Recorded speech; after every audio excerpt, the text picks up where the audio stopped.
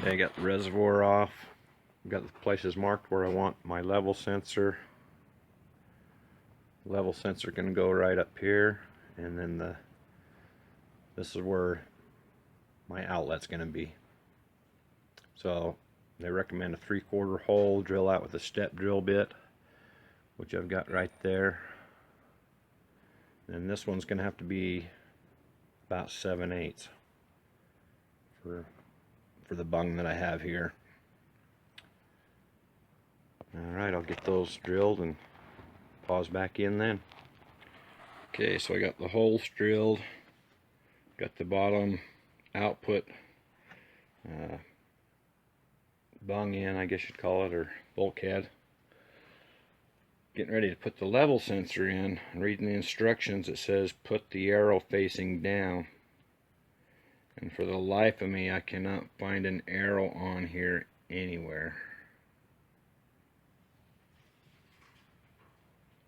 There is this little, I don't know what you call it, kind of like a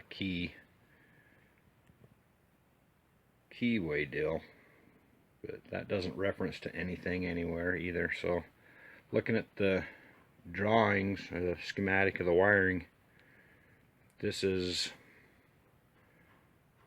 gonna show an open circuit with it like that and a closed circuit with it like that.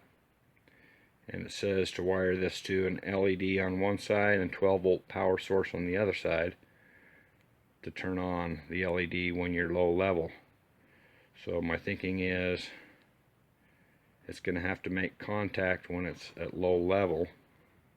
So this would be normal up when it's full, and as soon as it runs out of fluid, it makes contact and turns the LED on. So that's what I'm gonna do, and in that case, that little keyway deal there is gonna have to go up. Even if that was the reference to the arrow, it says to put it down. But I guess if it works backwards, I'll just have to loosen it up and turn it half a turn. But just an FYI on that. Okay, I'll get that mounted and get back to you. Okay, got the level sensor in. Right there, set it in the car. Took and found a good place to ground it. Right up there, there's a series of grounds.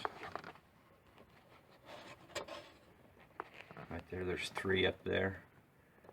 So I took the bottom one, put the ring terminal on, and on the other side I got put a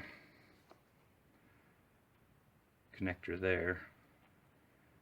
So that'll be my 12-volt feed.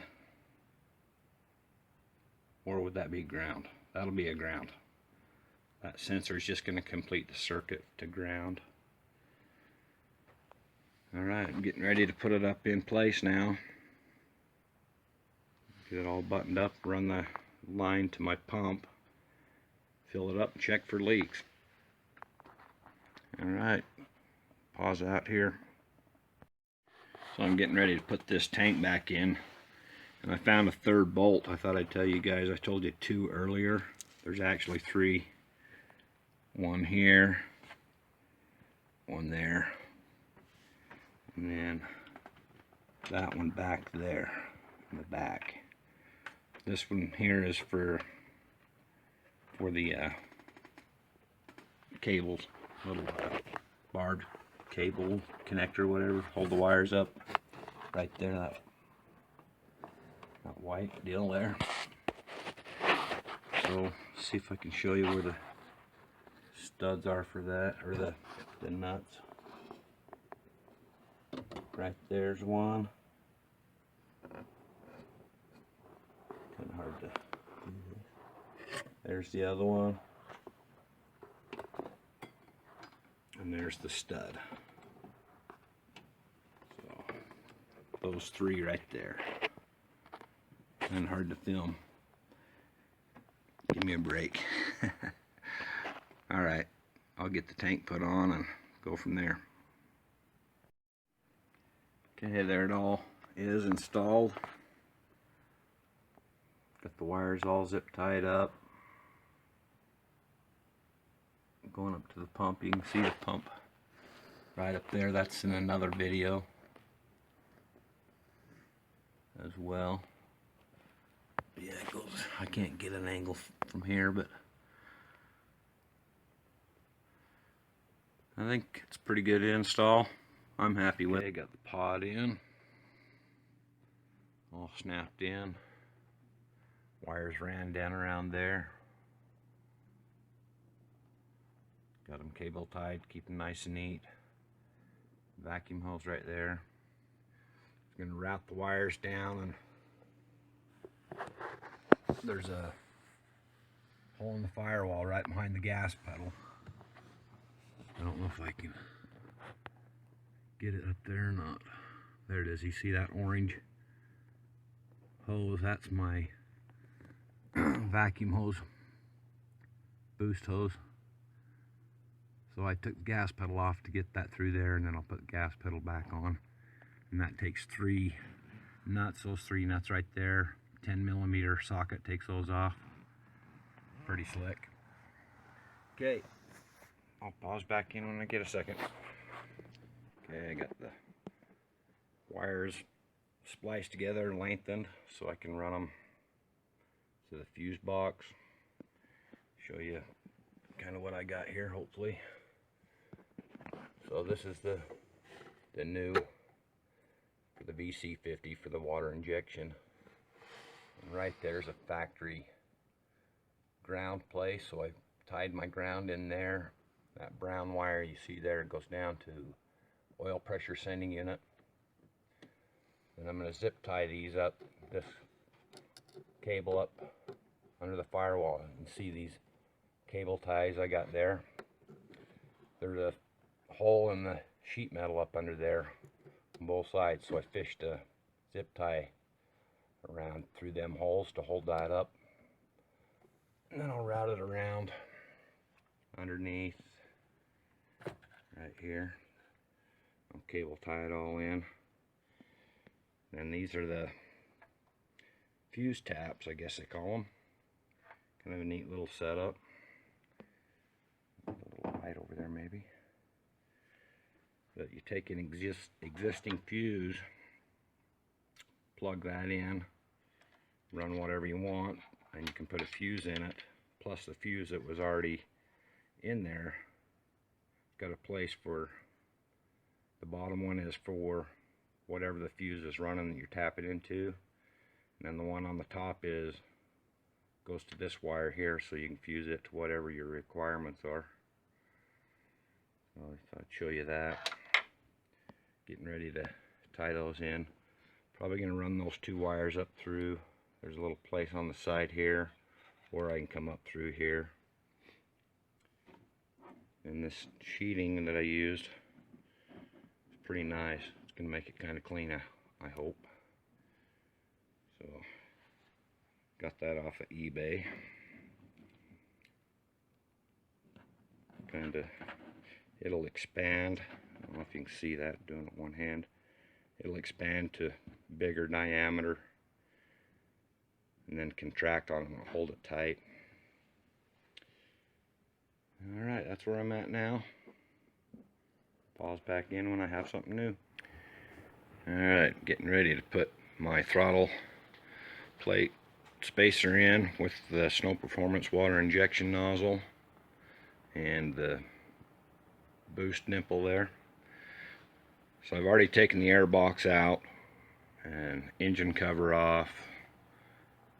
Had to loosen up my strut support and raise it up a little bit to get that out, no biggie.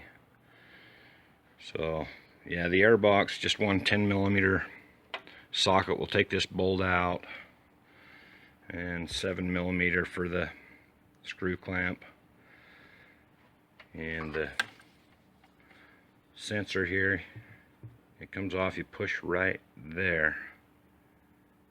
You squeeze that to pull it out of the air box. So that throttle spacer plate is going to go right here. So I'm going to pull these bolts off all the way around. I'm going to have to rotate this clamp or take it off, or take the charge pipe completely off. We'll see when I get there. It's kind of an update. I got my vacuum hose right there, the silicone hose. They're both orange, and this one's a poly hose, so I can tell the difference pretty easy. One's hard and one's soft. Alright, I'm gonna take that apart and put my plate in. I'll pause back in if there's something new to show you. Okay, got it all mounted up there. That's how I decided to route it. Put the spacer plate in. Got the vacuum coming back up through the firewall there, up to the A-pillar or pod gauges. All my wiring stuff there. I got this brown wire right here. That goes to the oil pressure sending unit. When I get access to a lift to get underneath the car to put that in, I'll do that. But that's how I routed it. Kind of give you a little overview. Got the water injection. You see, follow the orange line there. It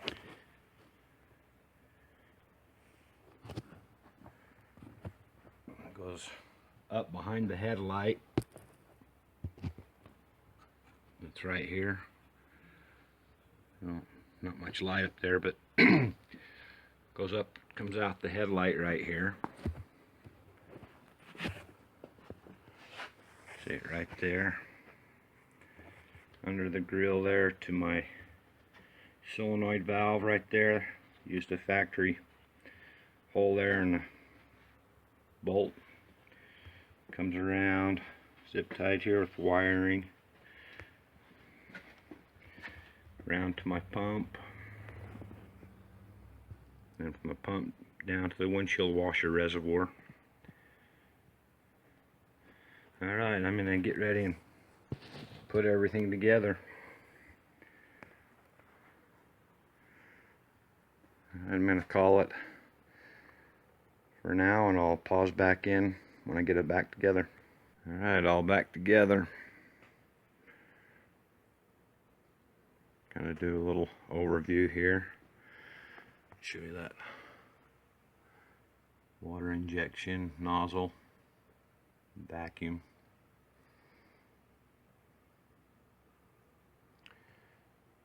Go ahead and take a look at the pillar gauges real quick.